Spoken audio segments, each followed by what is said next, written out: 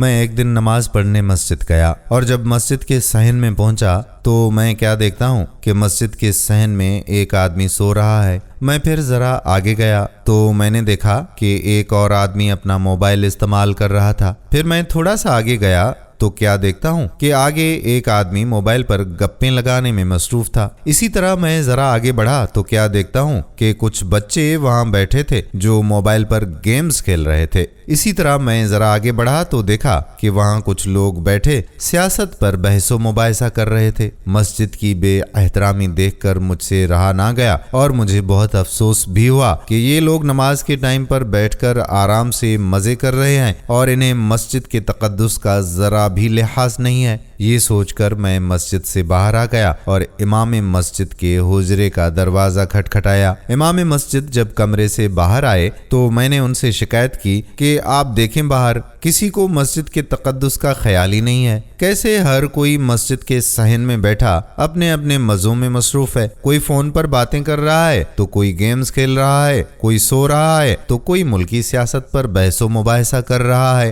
آج کے بعد میں مسجد کبھی نماز پڑھنے نہیں آؤں گا۔ اگر مسجد کا یہی حال ہے تو بہتر ہے کہ میں گھر پر ہی نماز پڑھ لوں۔ جس پر امام صاحب نے کہا کہ اچھا آپ فیصلہ کر چکے ہیں، ٹھیک ہے، لیکن میرا ایک کام کرتے جائیے گا۔ جس پر میں نے ان سے کہا کہ آپ حکم تو کریں، کیا کام ہے آپ کا؟ جس پر وہ اپنے کمرے کے اندر چلے گئے اور اندر سے ایک دودھ کی بوتل اور ایک پیالی لے کر آئے۔ اب وہ اس پیالی میں دودھ ڈالنے لگے اور پیالی پوری دودھ سے بھر دی۔ وہ پیالی میرے ہاتھ میں تھما دی اور بوتل بھی پکڑنے کو کہا۔ میں نے اپنے دوسرے ہاتھ میں بوتل پکڑ لی۔ اس پر مجھے امام صاحب نے کہا کہ جائیے مسجد کے صحن کے 2 چکر لگا کر آئیے اور ہاں دھیان رکھیے گا کہ دودھ اس پیالی سے ہرگز نہ گرے۔ میں نے کہا کہ بس اتنی سی بات ہے، یہ تو میں آسانی سے کر سکتا ہوں۔ میں وہ دودھ کی پیالی اور دودھ کی بوتل ہاتھ میں تھامے مسجد کے صحن کی طرف بڑھا اور چند منٹ میں مسجد کے صحن کے 2 چکر لگا دیے اور امام صاحب کے پاس واپس پہنچ گیا۔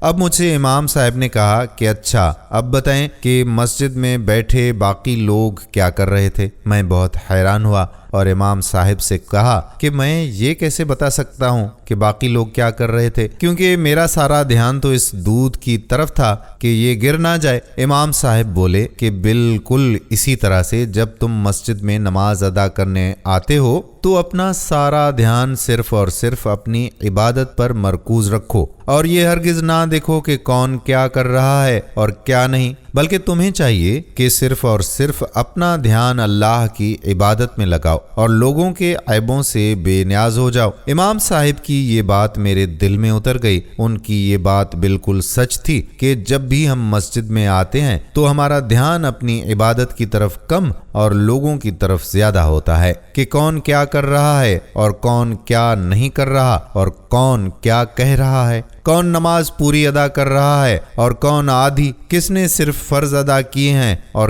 کس نے نہیں، کون بیٹھ کر نماز ادا کر رہا ہے اور کون جلدی جلدی میں نماز ادا کر رہا ہے۔ ہمارا دھیان ہمارے اپنے اعمال پر کم اور دوسروں کے اعمال پر زیادہ ہی ہوتا ہے۔ ہم مسجد آ کر بھی بس دوسروں کو ہی جج کرتے رہتے ہیں، اپنے اندر تو ہم دیکھتے ہی نہیں ہیں۔ اس لیے اگر ہر شخص بس خود کو بہتر بنانے کی کوشش کرے اور دوسروں کی فکر چھوڑ دے تو اس طرح ایک پرسکون معاشرہ بھی عمل میں آ سکتا ہے۔ دوستو ہم امید کرتے ہیں کہ ہماری یہ اصلاحی ویڈیو آپ کو ضرور پسند آئی ہوگی اور اس ویڈیو کو اپنے باقی دوستوں کے ساتھ بھی شیئر کریں گے۔ ہماری حوصلہ افزائی کے لیے اس ویڈیو کو لائک بھی کریں، کمنٹ سیکشن میں بتائیے کہ کیسی لگی یہ ویڈیو اور ہاں ہمارے اس پیج اچھی سچی باتیں کو فالو بھی ضرور کر دیں۔ آنے والی ویڈیو تک کا آپ کا اپنا میزبان قادر بخش کلہوڑو آپ سے اجازت چاہتا ہے۔ اللہ حافظ۔